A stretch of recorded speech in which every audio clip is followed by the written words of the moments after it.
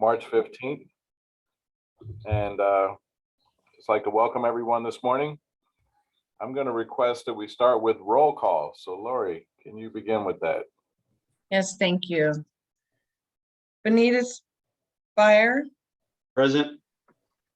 City of San Rafael, Present. Kentfield Fire, Present. Novato Fire, Stinson Beach, Present. Town of Ross, City of Larkspur,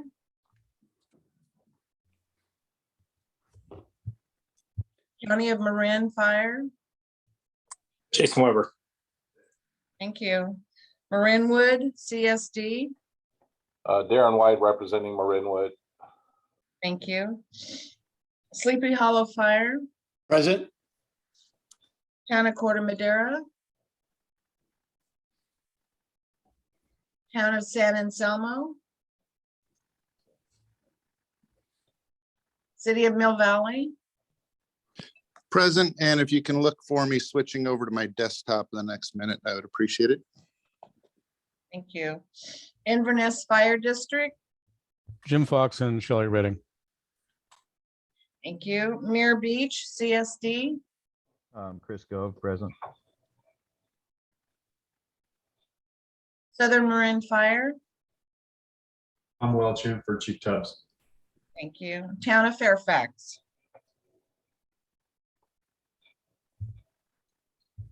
is absent. That gives us 10, so we have a quorum. Thank you.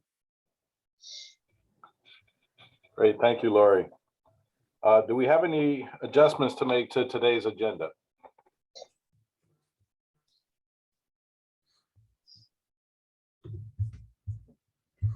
Okay, hearing none. We'll move on to public comment for items not on the agenda. Is there anyone in the public that would like to speak on items not on the agenda? At this time, please raise your hand. I see none. Thank you. Okay, moving on to planning and program managers report. Good morning. Thanks everybody for joining us today. I'm going to see if I can share my screen. So bear with me. Are you able to see a slide here? Yes. Great. Okay. Well, we have a lot going on, but I'm going to try not to take up all the time today with an update here. First, I want to note that we have a new member of the Operations Committee. She may or may not be able to join us today, but Heather Abrams with Fairfax is going to be joining us. I know she's pretty swamped and was hoping to join for at least part of the meeting today. So welcome, Heather. Thank you for joining us, and we're looking forward to your input. And speaking of bringing on new people, we are recruiting. As you know, MWPA still has only 2 permanent staff members. We've been incredibly happy to have 2 Grizzly Corps fellows, which are recent college graduates doing a program through AmeriCorps and UC Berkeley. They've been helping out for the last several months, but these positions are temporary. We are hoping to have 2 more Grizzly Corps fellows join us next year. We're also really grateful to have Lori helping us right now with clerking, but her position is temporary as well. So we need some additional staff. We have a recruitment going on right now for a management analyst, and that's going to help with, that position will help with clerking, board agenda prep, administrative duties, etc. That position, that recruitment closes tomorrow. So if you know anyone, please do let them know that we're looking for somebody. We're also starting, we will be starting to take applications for our first vegetation management specialist for the chipper program on the 16th. So we're really excited about that. That will be, that position will devote the majority of their time to supporting that chipper program, which is a big program. And then we'll also use that recruitment list for future veg management specialist positions. So please do pass the word along. We'll also start in April recruiting for a grant specialist position. That position will be helping with our resident grant program. We'll need to go back to the board to modify the position a bit because due to Assembly Bill 5 and Labor Code sections 2775 and subsequent sections, that position needs to be a part-time position rather than a contract position. So we'll be going back to the board to make that change. So we're really excited to expand the team. The next item I want to cover is the web portal. Just very briefly, you may have some of your staff inputting project ideas into the web portal. We launched it in February. We're receiving proposals now and also have a PDF form for folks to use to help enter their information into a form and then copy and paste into the web portal. If you have any questions, feel free to contact me or Josh Hampshire. And then I want to take a moment and visit the 21-22 work plan and let you know that we have 2 more projects going to the board this week. One, they're both in the San Rafael area, and one is for San Rafael Hill, which we know has a lot of ignitions, so that's great. And there's another project for the Terra Linda Sleepy Hollow Open Space Preserve and some adjacent city of San Rafael land. So we're excited about those. And that brings the total number of projects that have gone through environmental compliance to 18. And then I want to touch on the Greater Ross Valley Shaded Fuel Break, because not only is there an article about that in the Marin IJ today, as well as a Marin Voice piece about kind of forest management and forest health. We just had a public meeting very recently. We hosted on the 10th. I'll just very briefly describe the project and the meeting. We think it went really well. So the project is a 38-mile shaded fuel break adjacent to communities in the Ross Valley area, including City of Larkspur, Mill Valley, Fairfax, Town of Ross, Town of Corte Madera, Town of San Anselmo and Kentfield, and some unincorporated areas as well. Generally somewhere around 200 feet, give or take, right behind kind of the back fences of these residences. It's really meant to, give us a chance to, or give you all a chance to keep a fire at bay before it heads into those homes and communities there. It's a lot of limbing up and really pulling broom. It's a lot of weeding, really, in this area. And so we feel like the use of the hand crews, potential for prescribed herbivory with goats, and we feel like this has a really great forest health ecosystem restoration type benefit in addition to the fire risk reduction. So a lot of canopy will be maintained and to help shade out those weeds. We, as I know many of you are already familiar with this project, hopefully several of you were able to attend the public meeting as well. We sent out postcards to over 1,700 residents. We posted things on websites. We sent out a whole bunch of notifications via email. We got around 70 to 75 people attending, in addition to the 10 or 12 of us who were presenting. The format, I think, worked really well. It was a 45-minute to an hour full presentation to the full group with questions in chat. And then we moved on to breakout rooms, and each breakout room focused on a different topic, and members of the public could move from one breakout room to the next. So you might have a 15-minute session in breakout room 2 and move on to breakout room 3 to see what they're talking about. The topics were vegetation management techniques, modeling, mapping, and methods, and the environmental review process, which is through the Cal VTP, or California Vegetation Treatment Program, and tearing off of that program, EIR.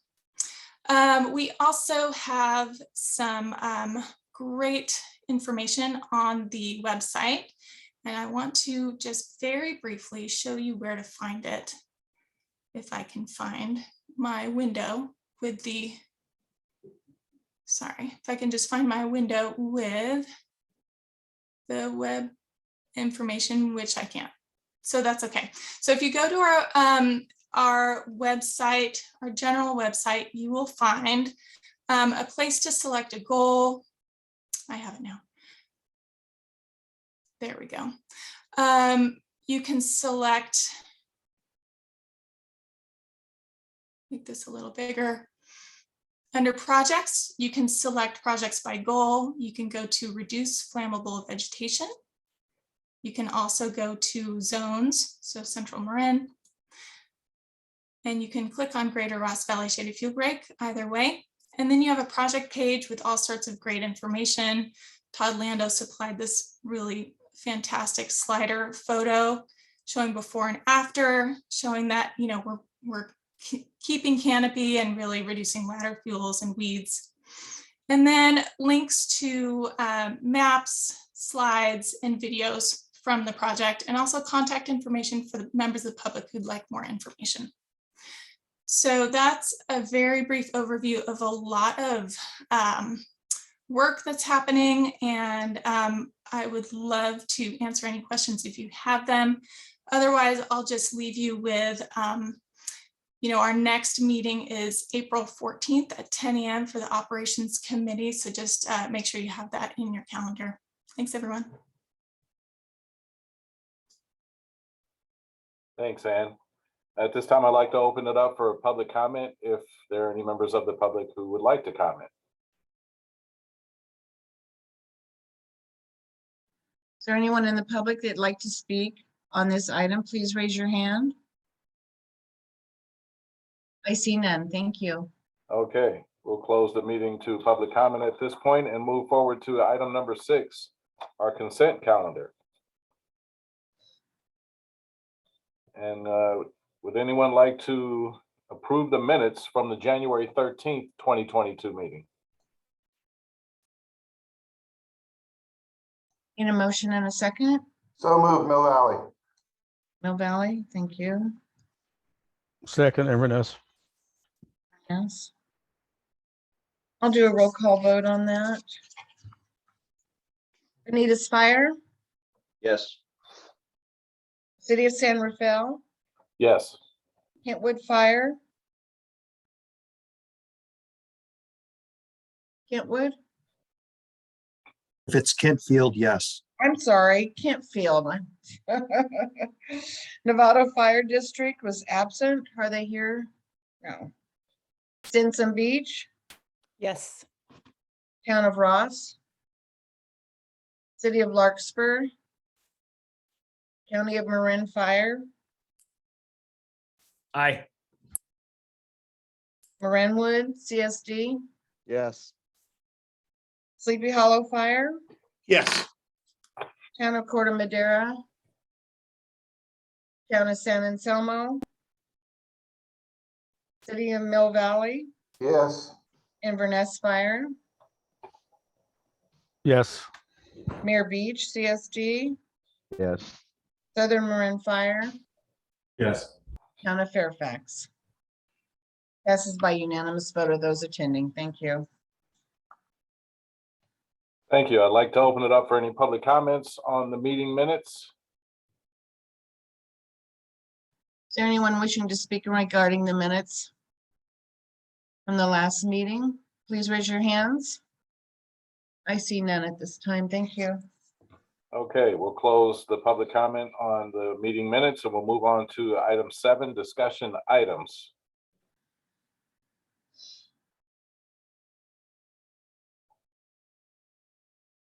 Great, And thank you. Sorry, I had to dig through my windows to find the mute button. Great, well, I'll share my screen again, make sure I'm on the right slide.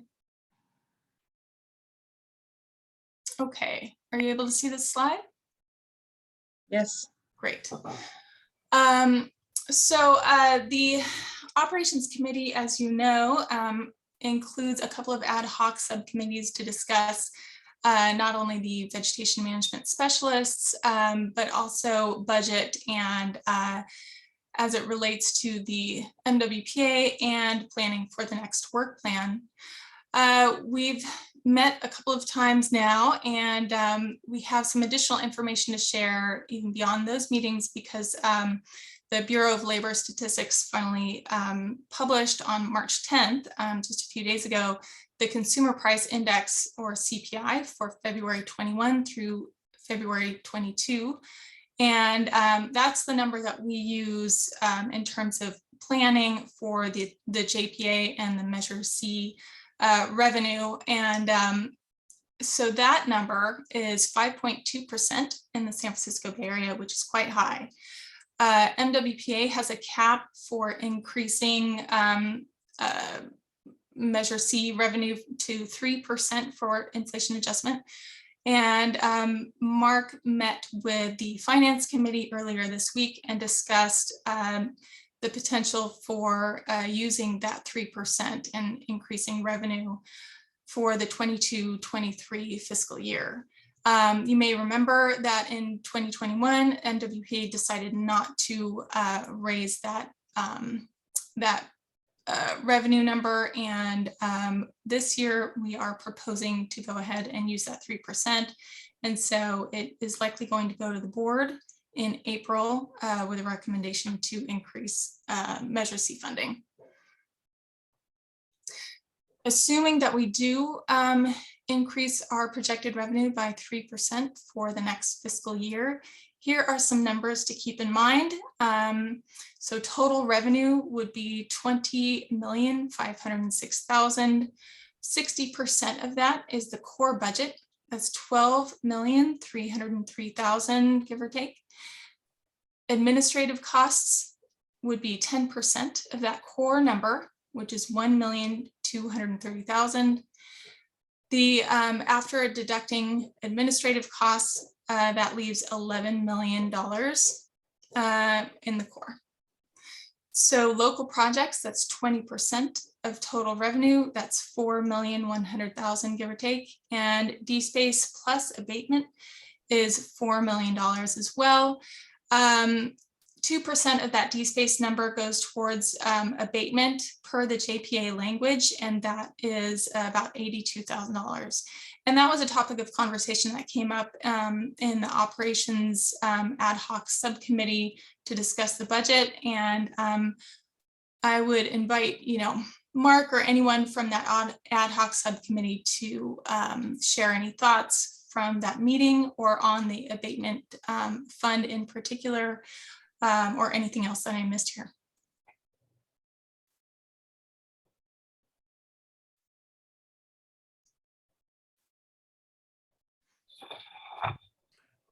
Well, the only thing I'll add is, while I see Kevin poke his head into the side of Jason's window. How you doing, Kev? On the abatement topic, and we went into that whole thing. Reading the language initially, we felt it was a have to have language, but it looks, when you read it more carefully, it is something that is you may have language. And so there was discussion whether or not, if the MWPA wanted to continue funding, or if the member agencies wanted to continue funding that abatement fund, as opposed to just increasing the amount of dollars that are being passed through the member agencies for defensible space, and then use a direct abatement program within the grants to fund that bucket of money. So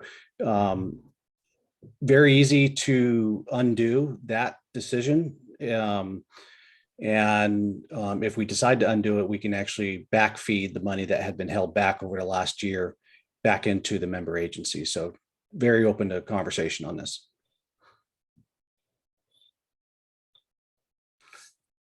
Jason, did you want to offer anything on that? You were one of the ones that brought that up.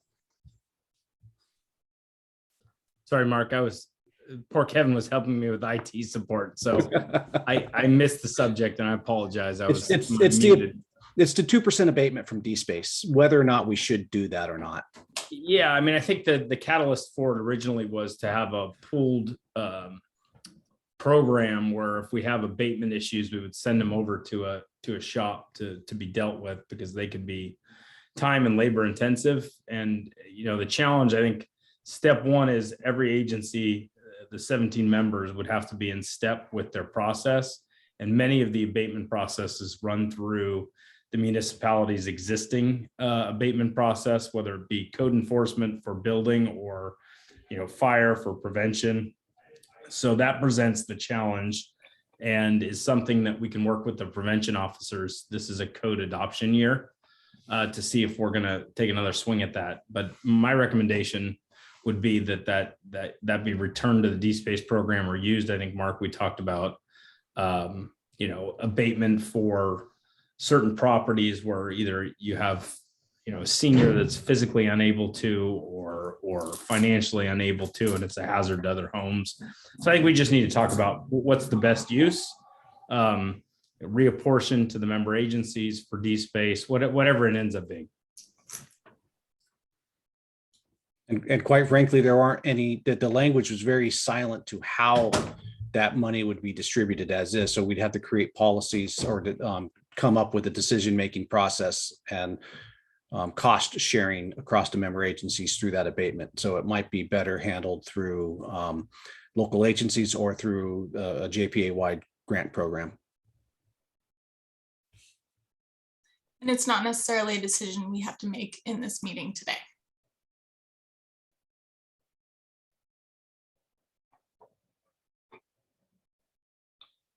Okay, any additional comments? Well, at this point, we'll open it to public comment.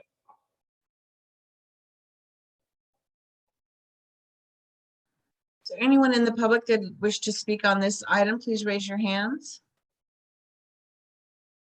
I see none at this time. Thank you. Okay, closing the public comment. We'll move on to item B within the discussion items. Great. I'll go ahead and share my screen again. So hopefully you can see this screen. Thumbs up.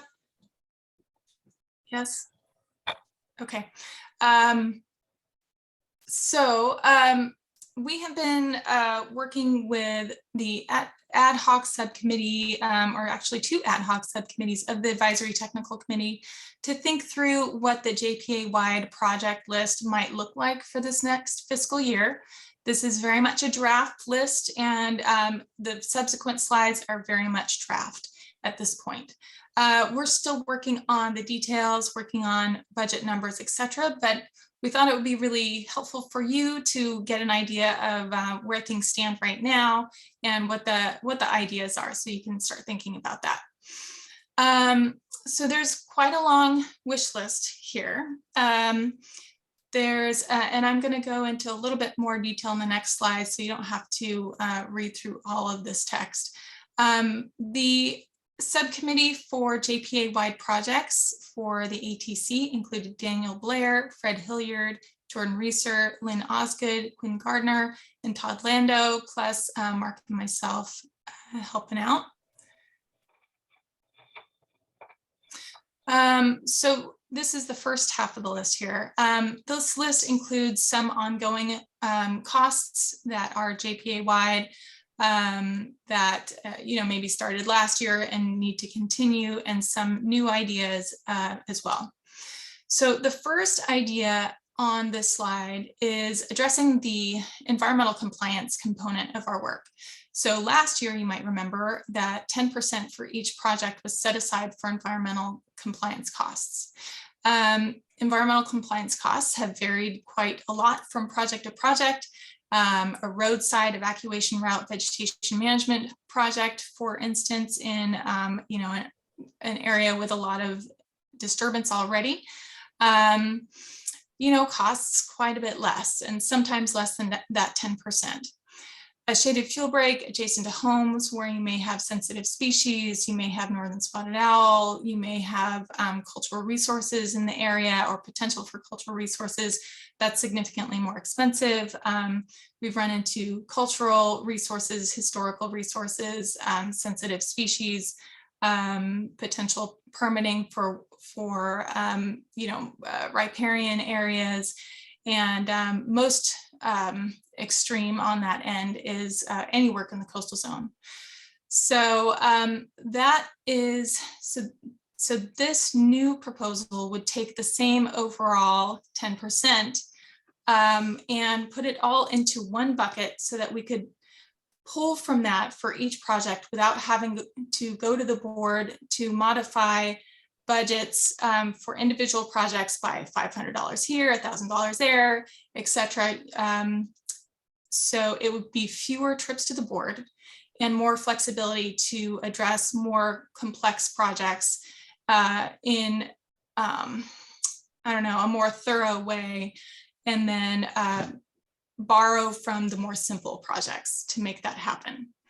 We think that it will not only reduce the number of board items and delays related to board items, it will also provide more assurance in terms of what your budget is for implementation of these projects. The one other thing to, well, two other things to consider, environmental compliance costs for other agencies generally run about 20% of project costs. So already 10% is a low number, relatively speaking. We've already done quite a lot of the roadside evacuation risk work, which is kind of the cheaper of the vegetation management type projects. And now we're moving into more complex projects. So I don't anticipate environmental compliance costs going down. We're also going to need to strategize long-term about the coastal zone, and that gets to number 2 here. A PWP is one more acronym to add to your list of acronyms. That is a public works plan. It is a streamlining process that some of the resource conservation districts around the state have been using in order to get work done in the coastal zone and comply with the Coastal Act. It's a strategy that we're exploring, and we're going to be exploring in a meeting later on today to think through what kinds of projects this might cover. So we've got a meeting later on today with some of the folks probably on this call and our consultants to do some brainstorming.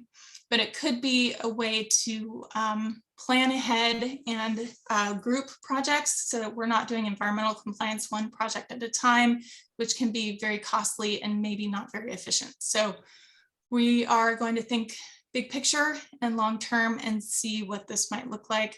We feel that this, the coastal zone areas are pretty underfunded in terms of Measure C funding, and getting some strategy, some environmental compliance done at this scale, which would include, you know, West Marin and parts of Southern Marin, could be a really great benefit for the rest of the JP area as well. The next item is risk reduction tracking, and I'll probably be more brief on the next ones. Risk reduction tracking is a way to measure our success. So the projects that we do, how much are we actually reducing fire risk in the JPA area? Can we quantify it and then build that into kind of our metrics and our reporting? In terms of the next item, fire detection camera coordination, this would be coordination of use of the fire cameras and use of that data into the future. And this is kind of a ballpark number for that. We don't anticipate that cost being high. Evacuation risk assessment. Oh, sorry, this text was truncated. This would be the study looking at barriers to safe evacuation. That total cost, Mark can address the modifications to the proposal in general. He's been able to work with the consultants who submitted a proposal to reduce that cost by a whole lot. And then we have a pending grant to fund quite a bit of that from the Coastal Conservancy. So we have not heard yet on that grant, and so that cost is to be determined. Mark, do you want to add any thoughts to that before I move on?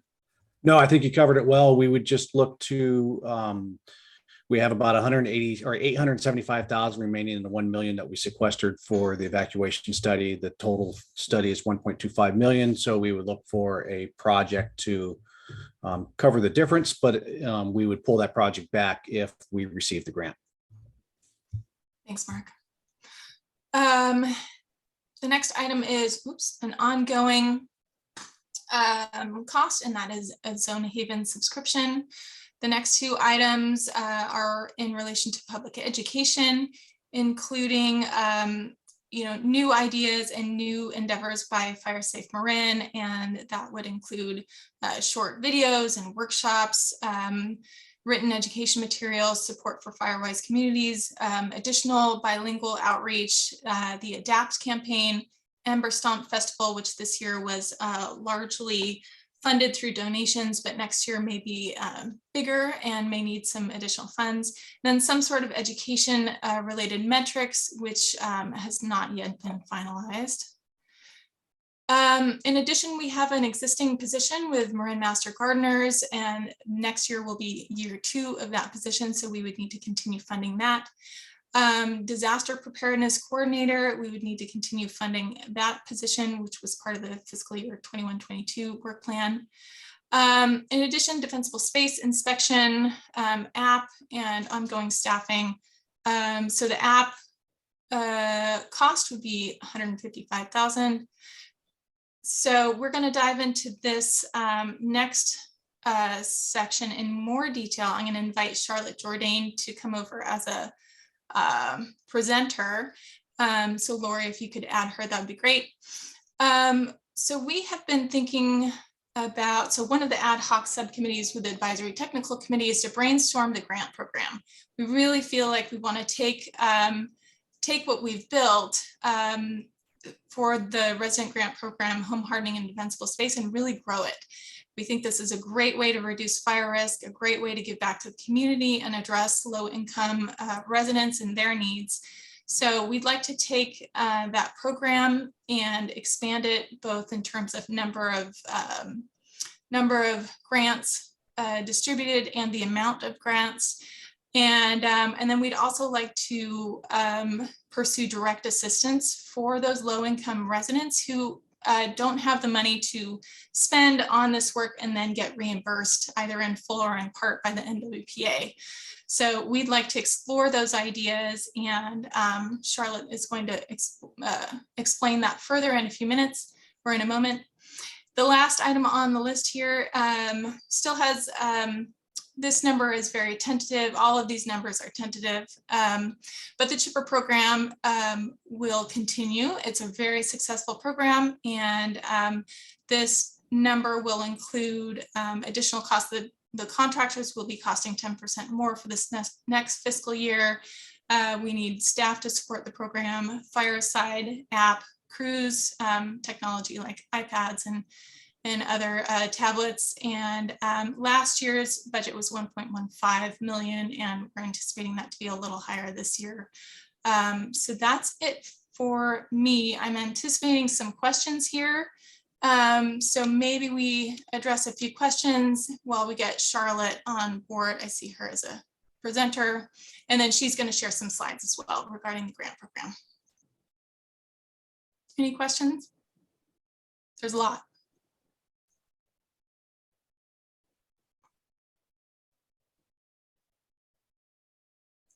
And welcome, Heather Abrams. Thank you for joining us. Glad to have you.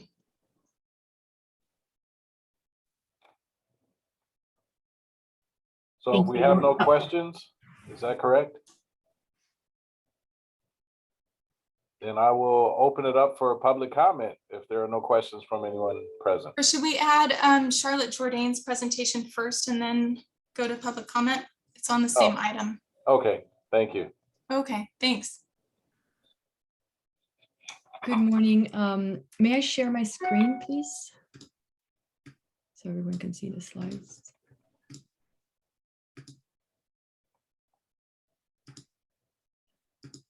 Okay.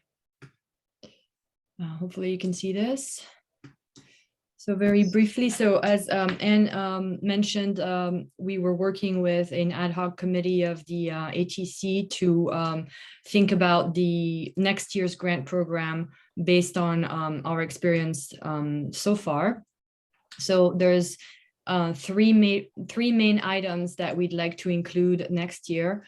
One is a resident direct assistance program. One is a community grants similar to what we're running this year, where residents are inspected, they do the work, and then they apply for reimbursement. and then an agency abatement or voluntary abatement program. Then we have some minor budget items for outreach and promotion, a dashboard to manage the overview, and then some technical improvement to the application process. So I'll go right into this. The Resident Direct Assistance Program is meant to help residents who cannot afford to, or for whom it presents a cash flow issue, to pay for mitigating the work before they get reimbursed for what they're doing on their property. So the idea here is that we would work with a trained crew to perform only selected defensible space and home hardening items on previously inspected parcels, and of course with the permission of eligible residents. So we're thinking we could work with the Foundry Crew or Ecology Corp, North Bay Conservation Corp, or any other of these crews available. This program would be open to low-income residents, including seniors with an MWPA tax exemption on file. So just to give you an idea, that's already 2,500 parcels right there that would qualify for this program, pending, of course, their inspection and fire prevention needs. And the items that these crews would take care of, we're trying to stay focused on that and make sure that we only address items that can be easily mitigated without too much back and forth with the residents. So vents replacement, removal of dead vegetation, removal of cypress, juniper, and bamboo, and then installation of gutter guards. We want a mix of home hardening and defensible space. And this list is to be finalized, of course. The idea there is that we want to go with the most, the priority items, the most important things that people can do on their parcels. We think if we schedule, this is all up to discussion and, based on budget discussions as well. But for example, 100 days of work throughout the JPA would allow us to mitigate these discoveries or these items on about 400 to 600 parcels. And for this, MWPA would need additional staff to help manage the crew scheduling, the screening of the residents for eligibility, and the overall program. So it would facilitate having one person schedule the work instead of, I think what we've seen in the past is each agency having to struggle with finding the crews and organizing the work. We could centralize this. The second sort of arm of the grants program next year would be the community grants. So very similar to current year, residents receive an inspection, they apply for, they mitigate, they do the work that they choose to from their report, and they apply to be reimbursed.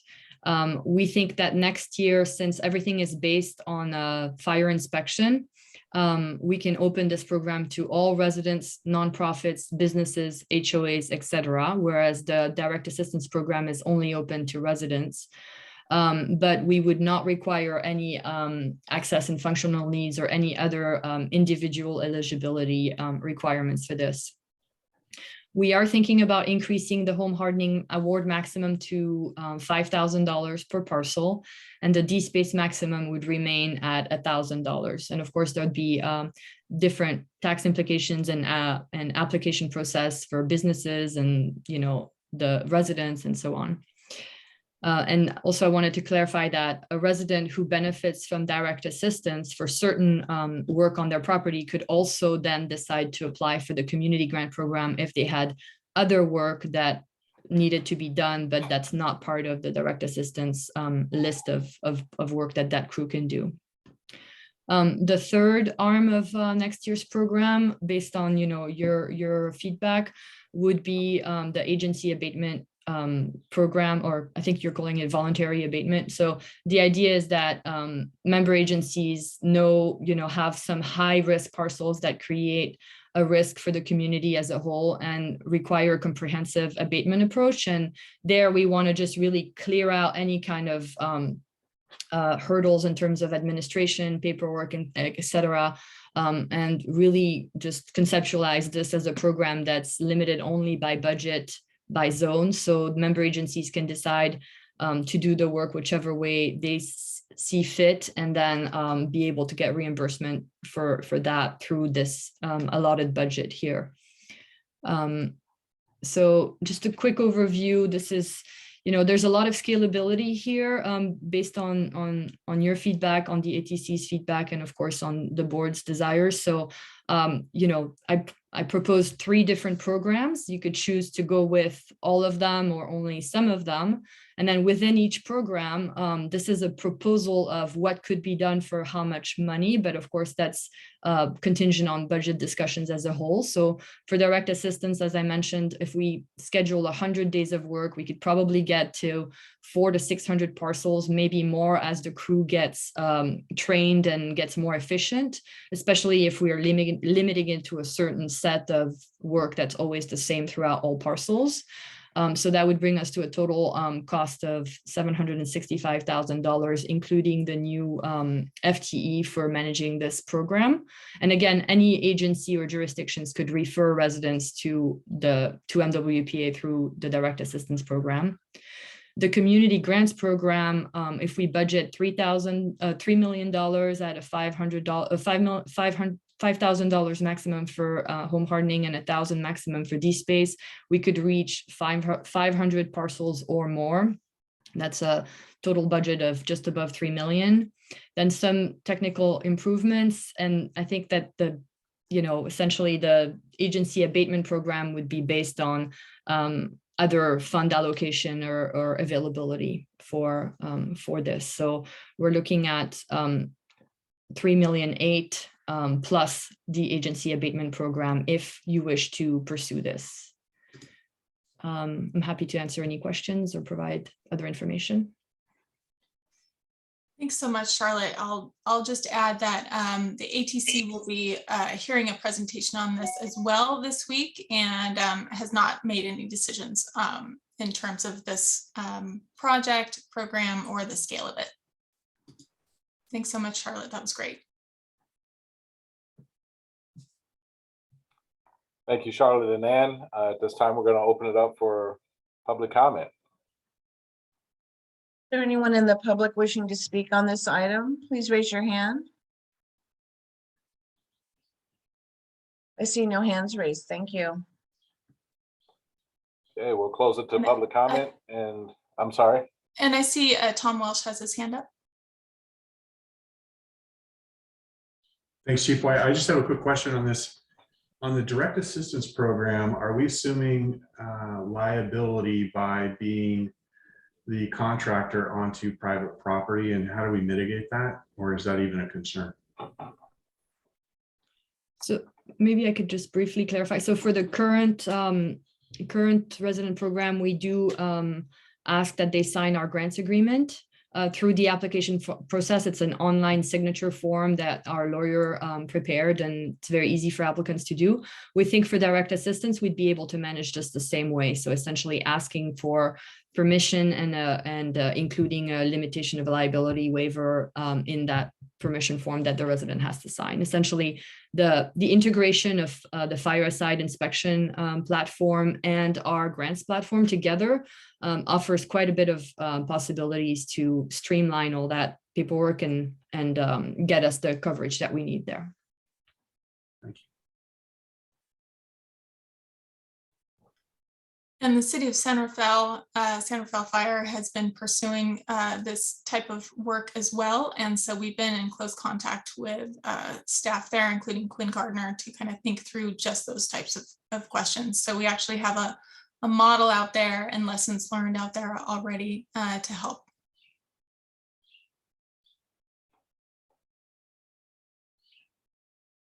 Okay, if we have no more comments from the attendees or panelists, we'll move forward to skip action items, of which we have none. We'll go straight into committee reports. Do we have anything from the Citizens Oversight Committee?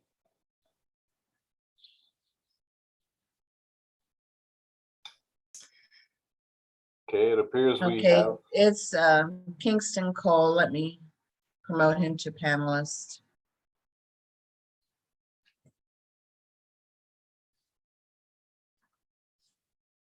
Kingston, are you there?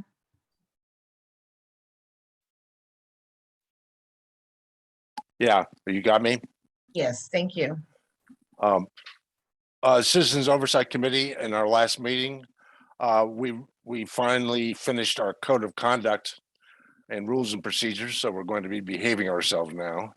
And we're actually working very hard on the COC annual report, which is we're as everyone else, we're waiting for the audit before we can finally move forward. But we're looking at 3 areas. We're looking at the financials. We're looking at the a transparency issue and also the jobs. All right, the various jobs that are being done, the past projects over the last year. So that's our report. Thanks. Thank you, and thank you all for the work that the Citizens Oversight Committee is performing. Appreciate it. Thank you. Okay. Guess we'll open to any public comment. Is there any public comment at this time regarding Citizens Advisory Oversight Committee, I mean? I see none. Kingston, you want to lower your hand? Thank you. Okay, we'll go to the Advisory Technical Committee, and perhaps either Chief Martin or Lynn may be available for a report.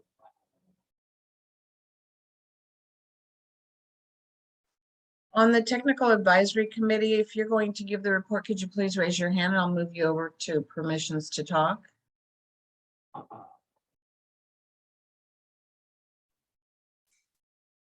And if there's no one available from the Advisory Technical Committee, I can just provide a very brief report. So I'll wait just a moment, but I don't see any names currently. I don't see our chair or vice chair. So the Advisory Technical Committee, while the Operations Committee took a little break in February, the Advisory Technical Committee has been furiously working on JPA-wide proposal ideas and grant program ideas, and have been working on uploading projects and proposals to the web portal.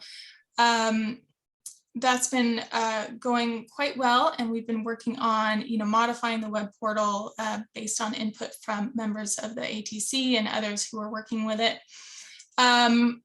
The Advisory Technical Committee meets tomorrow in the afternoon at 2 p.m. and I've invited some of our member agencies to share some of their core local and DSpace project proposals with the greater group, so that we can start that kind of public conversation for some of the proposals for the next fiscal year.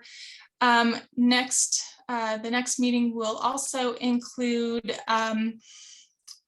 a presentation on CEQA questions. We've had a lot of questions about CEQA and our work as a responsible agency, et cetera. So the agenda includes a presentation on that from our CEQA council.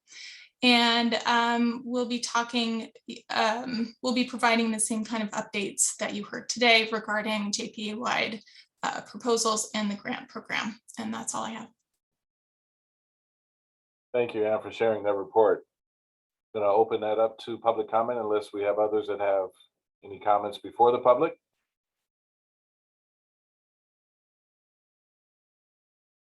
Okay, seeing or hearing none. Is that correct, Lori? Yeah, oh, I'm sorry. Yeah, there I see no public comments. No worries. Thank you. Thank you. So we're going to close it to public comment, and then item 10, committee members' request regarding any future agenda items. Do we have anyone that would like to make any requests for future agenda items?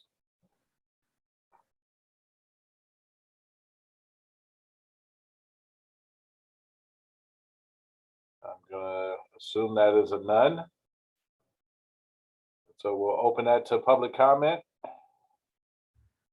Is there anyone in the public that wish to speak on any requests for future meetings? Please raise your hand. I see none. Thank you. Okay, we'll close that. And at this time, unless there's anything else, we can go ahead and adjourn this meeting. Thank you. Thanks to all. Thank you very much. Have a great day. Thanks, Chief. Thank you, everyone.